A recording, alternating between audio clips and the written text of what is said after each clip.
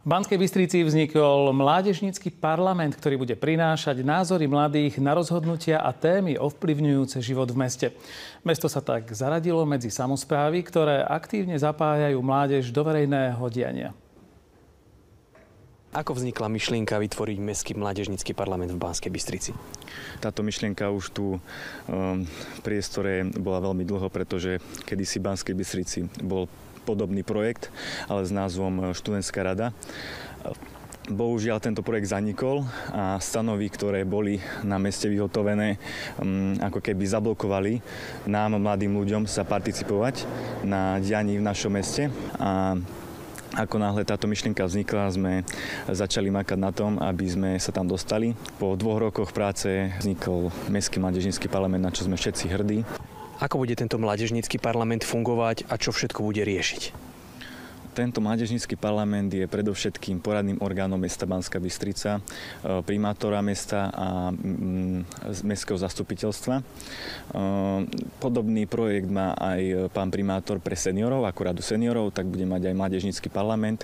Bude sa participovať v rôznych komisiách mestských, taktiež bude organizovať rôzne projekty, ako napríklad rôzne podujatia, diskusie, taktiež sa plánuje angažovať aj v tej mestskej politike.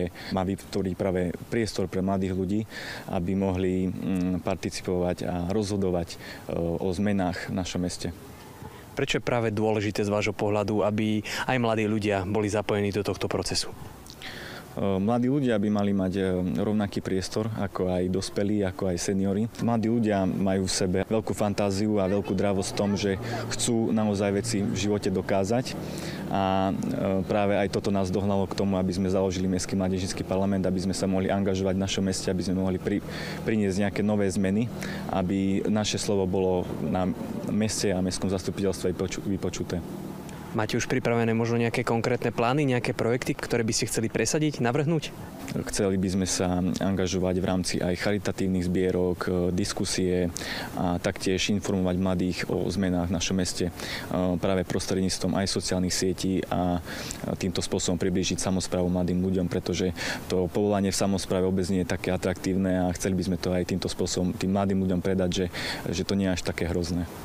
Ktoré témy sú z pohľadu mladých ľudí najdôležitejšie pre život v meste?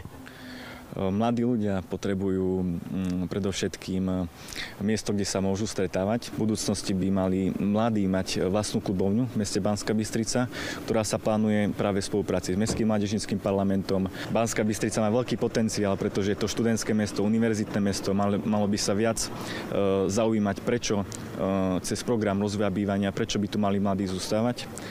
Ja ako aktívny účastník programu rozvoja bývania v Banskej Bystrici môžem povedať, že na tomto sa už aktívne pracuje, ale práve tam vidíme prienik aj s Mestským mládežníckym parlamentom, že to dostupné bývanie v Banskej Bystrici je veľký problém. Taktiež téma dostupného parkovania.